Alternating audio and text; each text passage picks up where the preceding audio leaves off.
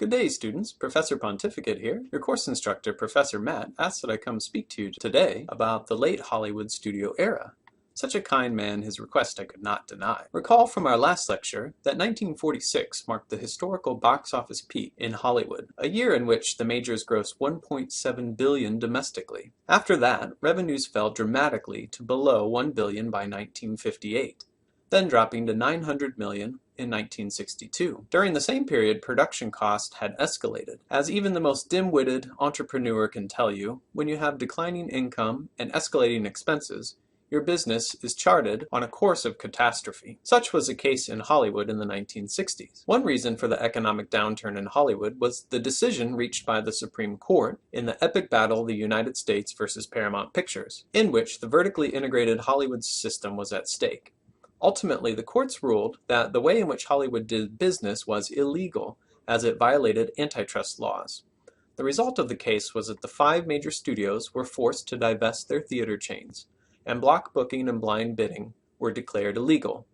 Consequently, the studios were forced to sell the films individually based on their own merits and were no longer able to thrust an entire year's output of films onto independent theater owners, or as the consent decrees had previously arranged in blocks of 5. A key figure in this case was Howard Hughes, the eccentric millionaire businessman, aviator, and at this moment in history, the owner of RKO Radio Pictures.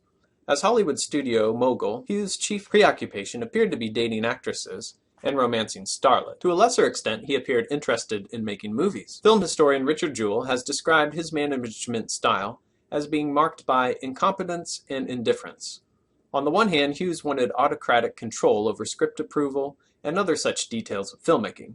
But on the other hand, Hughes could go missing for weeks at a time, halting production and costing the studio a fortune in delays and overruns. By the time the Paramount decision was coming to a head, RKO, under Hughes' direction, was failing. Hughes saw theater divestiture as a way out for him, and thought he might as well take down the other studios with him. Thus, he broke ranks with the other studio executives and cozied up to the Justice Department. A second reason for Hollywood's downturn was a little invention you may have heard of before, called the television. U.S. national broadcasting began in 1948. And by 1949, there were 1 million TVs in American households. By 1952, estimates show that there were 10 million TVs in the homes of Americans, and by the close of the decade, TV had proven its popularity, residing in over 50 million homes. Television shifted the movie-going habits of Americans from a philosophy of just going to the movies as routine pastime, regardless of what happened to be playing at a local theater, to selecting an important movie to deliberately see. This shift is as significant as the more recent shift in American television consumption thanks to the DVR and streaming devices. No longer do we casually watch TV and indulge in channel surfing, but we pre-record shows and stream them on demand. During this time, the FCC was reluctant to let corporations just convicted of violating antitrust laws own television stations, so the majors were blocked from owning television production companies and stations. This caused a contentious relationship between Hollywood and TV. For example, studios placed stipulations in star contracts that forbade them to appear on television. Hollywood also saw ways to differentiate their product from TV programming, and were reluctant to lease or sell their film libraries to TV. The first studio to sell their libraries to TV were the Poverty Row studios, like Republic, Monogram, and Producers Releasing Corporation, who folded after the practice of double features was widely abandoned. Eventually, Hollywood capitulated. By one account, the first Hollywood film broadcast on TV was The Wizard of Oz in 1954. By 1956, it became common for studios to lease their films to TV, but with the stipulation that only films produced before 1948 could be shown on TV. This was to ensure a generous lag time between when a movie debuted in theaters and would subsequently appear on the little screen. In 1961, 20th Century Fox's How to Marry a Millionaire became the first post-1948 film to air on television. How to Marry a Millionaire was produced in 1953. A third problem plaguing Hollywood in the 1950s involved the House of Un-American Activities and Senator McCarthy's witch hunt for communists. The U.S. House of Representatives was charged with investigating disloyalty and subversion in Hollywood. And although no one was ever able to identify any explicit communist propaganda in any Hollywood film, nor ever able to demonstrate any direct link between a Hollywood film and its cultural effect, many Hollywood personnel, from executives to writers, directors, and stars, were brought forward to testify and encouraged not only to profess their loyalty to the United States and denounce communism, but also encouraged to narc on any of their colleagues whom they suspected may be involved with the Communist Party. The hearings created a hostile work environment, and a proverbial witch hunt ensued. Recall the logic involved in a witch hunt. Throw the witch in the water, and if she floats, then she's a witch and will be burned at the stake. If she drowns, then she wasn't a witch. The hearings essentially worked this way. It didn't so much matter if you were part of the Communist Party. Being accused was tantamount to guilt. Some writers and directors refused to testify, the so-called Hollywood 10, and were convicted of contempt of Congress and sentenced to jail. A blacklist was created, and hundreds of personnel, including many talented writers, were banned from Hollywood. The fourth reason for the downturn in Hollywood involved the restructuring of the star system, due to the rise of the talent agent, as embodied by the pioneer Lew Wasserman at MCA Universal. Wasserman spearheaded a key deal between his client Jimmy Stewart and Universal on the Western Winchester 73. In lieu of Stewart's customary fee, Universal agreed to split the profits of the film 50-50 with Stewart. Star salaries being exorbitant, Universal thought they had struck a canny deal by avoiding paying Stewart $100,000 from the outset of the production. Winchester 73 was designed as a routine Western, and Universal didn't predict the box office success the film went on to enjoy. As a result, instead of his customary $100,000 per picture, Stewart made about $600,000 on the movie. Consequently, all the major Hollywood stars coveted such profit-sharing arrangements, and thus a talent agent became the key packager of deals. This system replaced the long-term contracts the studios enjoyed during the classical era. During this era, Hollywood studios were gradually absorbed into larger and eventually multinational conglomerates. In 1966, Paramount Pictures was acquired by Charles Bluhdorn's Gulf and Western. Bluhdorn embodied the new movie mogul. Unlike the classical era moguls who made a fortune making movies, Bluhdorn was an entrepreneur interested in making money through any means possible, and he saw film as one small part of his overall organizational chart of his company. Diversification became the new buzzword and the guiding principle of corporate Hollywood in this era. When Paramount was purchased by Gulf and Western, the trade papers read that Paramount was now in the embrace of the octopus. A clever metaphor. What the writer meant was that Paramount was in the loving embrace of an 8-tentacled creature. And like all good 8-tentacled conglomerates, its holdings were vast and wide. Gulf and Western had its appendages in everything from movies to paper towels, cigars, agriculture, mining, insurance products, service stations, to weapons of mass destruction. Before Paramount was digested by the octopus, Howard Hughes sold RKO in 1955 to the General Tire and Rubber Company. However, the company proved ill-equipped for movie business and ceased production in 1957. By 1959, RKO Radio Pictures, the studio created to capitalize on Hollywood's conversion to sound, and one of the 5 major studios of the Golden Era, was officially defunct. Universal sold to the Music Corporation of America in 1962. In order to appease the Justice Department's onerous red tape, MCA was forced to divest itself of its talent agency under the premise that it somehow constituted a conflict of interest for MCA Universal to realize a commission for employing actors who were on contract to work for them. Would you want to pay your employer a percentage off the top of your salary just for the privilege of securing a contract for the company that you work for? If not, then maybe not all government regulation is bad news. In 1967, United Artists sold to the Transamerica Corporation. Arthur Krim and Robert Benjamin had run the company from 1951 to 1967, and had pioneered the new model for the Hollywood system, transforming United Artists from a struggling outfit into a successful company that acted as a financier, packager of deals, and distributor. After Transamerica took control of the company, they ousted Krim and Benjamin.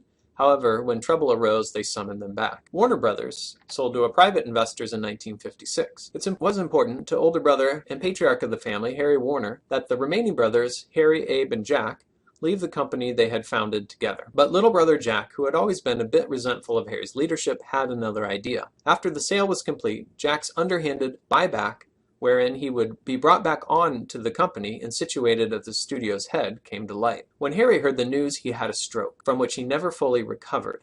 And when he died a couple years later, little brother Jack did not attend his older brother's funeral. But his brother wasn't the only family member Jack turned his back on. After an all-night gambling binge, Jack Warner crashed his car and nearly died. During his convalescence at the hospital, Jack's son Jr.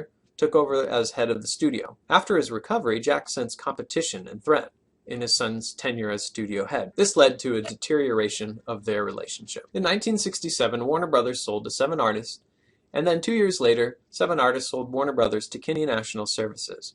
whose principal financial interests lie in parking lots and funeral homes. MGM sold to the Las Vegas gambling man Kirk Kerkorian in 1969. More savvy gambling mogul, Kerkorian pillaged the name of Hollywood's most prestigious Golden Age studio for his Las Vegas hotel, so dubbed the MGM Grand. Although MGM struggled to make films, let alone quality ones, during the Kerkorian regime, Captain Kirk made a lot of money by plundering the treasures of the MGM studios. He sold the distribution company, the film library, and opened the vaults and sold props and anything he could lay his hands on, largely ignorant of its true worth. One executive, a holdover from the Golden Age, found director William Wyler's annotated copy of the shooting script for his 1942 Oscar-winning film Mrs. Miniver on a table for sale for $12. He quietly paid the $12 and slipped the priceless screenplay into his briefcase.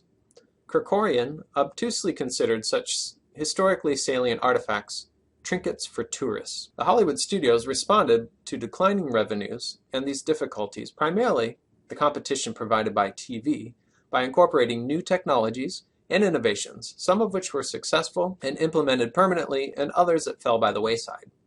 Hollywood could have converted to color back in the 1930s, when it converted to sound, but there was no impetus then. However, with the deployment of the TV in American homes, and mind you, television was in black and white in the 1950s, Hollywood seized the opportunity to differentiate its product and attempt to inspire the movie-going public to get up off the couch and down to the local theater by a spike in color production. Notice the conspicuous advertising of Technicolor in this poster for 20th Century Fox's Gentlemen Prefer Blondes. Color films jumped from about 20% to 50% by the mid-50s. Then the full color conversion in Hollywood coincided with the 1965 television transfer to color. Another invention of the 1950s was the Cinerama, a large wraparound screen, much like our IMAX theater today. Cinerama presentation necessitated a 3-camera setup for shooting and was designed for roadshow attractions like the spectacle This is Cinerama. Eventually, the single-lens 70mm replaced the Cinerama. 3D was another invention of the 1950s and enjoyed a brief run in the early years of the decade.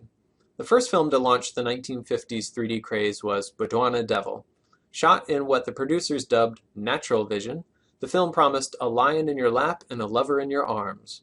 In retrospect, let's say the film hasn't aged very well, but it did precipitate a cycle of 3D films in a range of genres. Everything from the musical Kiss Me Kate, to the original horror film with Vincent Price, The House of Wax, to Alfred Hitchcock's mystery thriller Dial M for Murder. While color was an invention whose roots grew deep into the industry, 3D failed to take hold, largely because studio executives viewed 3D as a gimmick, something short-lived to exploit for a couple of years, but they were unwilling to invest in the technology. Like color, the widescreen format was another technological development of the 1950s that transformed the movies.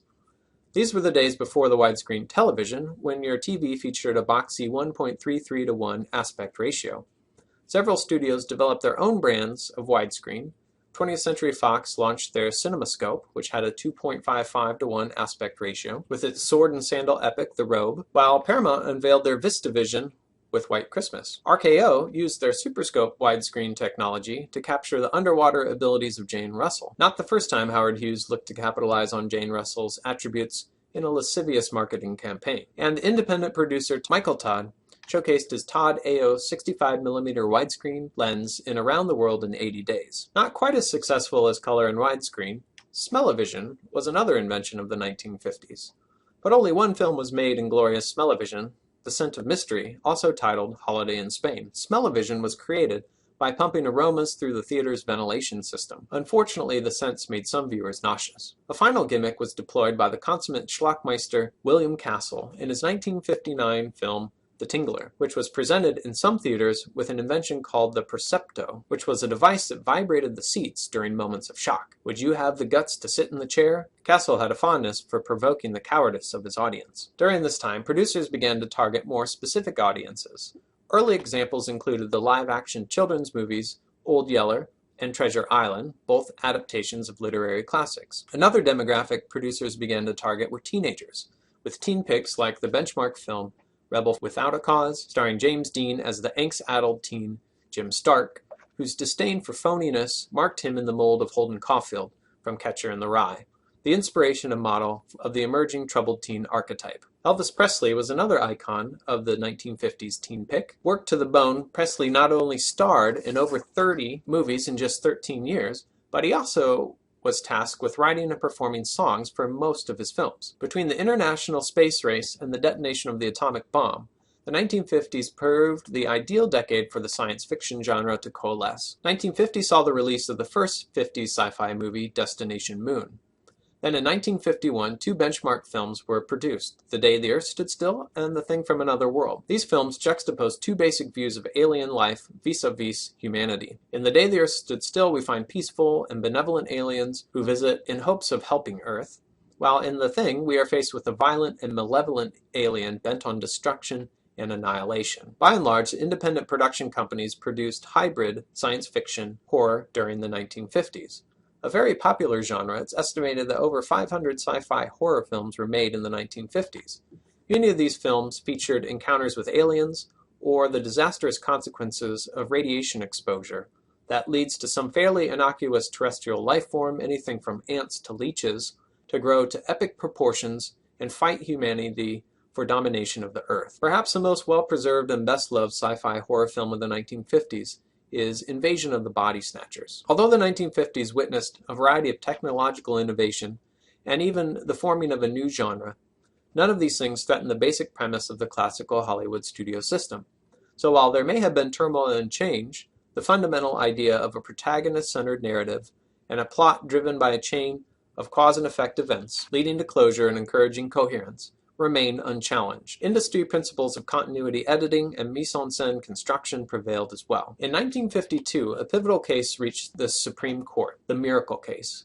The miracle in question refers to part of an anthology film, L'Amour, whose second part was called The Miracle. The film was produced in Italy in 1948 and released in the US in 1950 by the Italian neo-realist director Roberto Rossellini. The film was boycotted in the United States by the Catholic Legion of Decency, who objected to the film's depiction of a woman who was raped by a stranger but believes the baby she carries in her womb was a miraculous conception, the child of St. Joseph. The case worked its way to the Supreme Court, who ruled that movies should be granted First Amendment protection. At long last, movies were finally protected by the freedom of speech. The case reversed the 1915 Mutual decision, which ruled that movies were amusement and potentially dangerous to impressionable audiences. The Supreme Court also loosened its definition of obscenity, which opened the doors for magazines such as Playboy, which launched in 1953 and featured the decade's most popular movie star Marilyn Monroe in its inaugural issue. Joseph Breen, having retired from the Production Code Administration, and the Supreme Court,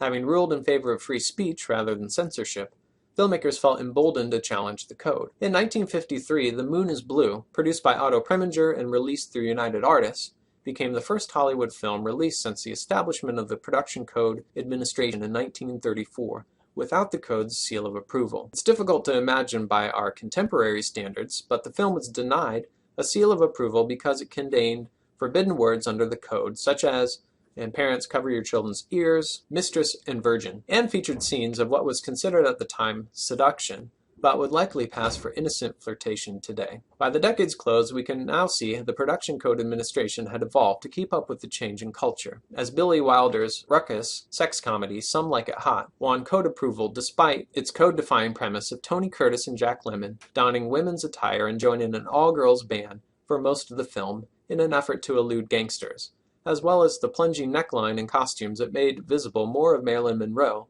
than was permitted by code injunction. Not to mention the incessant and not so subtle double entendre. All of this would have required censorship a decade earlier. The majors, having to divest their theater holdings, meant that the exhibition of film was left entirely to independent companies. And these independents were not bound by the Production Code Administration, and consequently could show films without a seal of approval, with impunity. The 1950s saw the rise of the art house theater, which featured films from the emerging European art cinema. These films were produced in countries with looser production codes, where filmmakers were freer to explore adult themes and content. And these movies proved enormously popular with international audiences.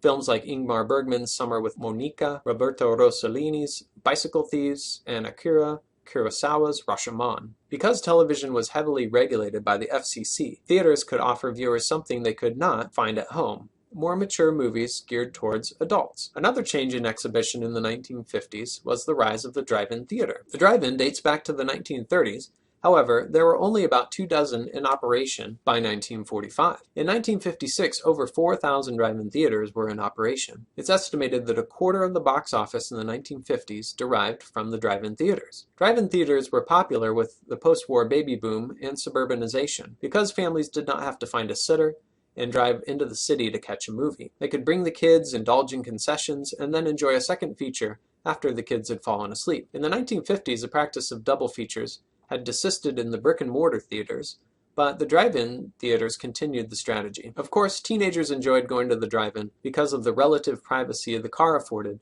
during the 4 hours of a double feature and what they charmingly referred to as the passion pit. Finally, let's chart the evolution of high and low cultural art forms from the 1930s to the 1950s. When we speak of high art, we refer to more of a cultural elite experience, while low art is a mass cultural experience. Movies in the 1930s were indeed a mass cultural art form. Everyone went to the movies, and it didn't matter what so much was playing at the local movie theater. It was simply a national pastime. However, if one wanted a more refined, high cultural experience, then one went to the theater to see a live performance. With the invention of the TV and its entrenchment in society throughout the 1950s, TV became the new low art, and the movies gradually evolved to the status of high art, starting with the rise of the European art cinema. The competition of TV, coupled with the breakup of the vertically integrated studio system, meant Hollywood could no longer mass-produce movies the way they had in the 1930s and the 1940s. Instead, as the director Howard Hawks observed, quote, "We now need to make pictures with imagination that sustain interests because television is taking over the trivia." This is Professor Pontificate signing off until next time. Meanwhile, please do not bother me with your questions, as I will be engaged in the life of the mind. Instead, consult your course instructor, Professor Matt, a most benevolent human being.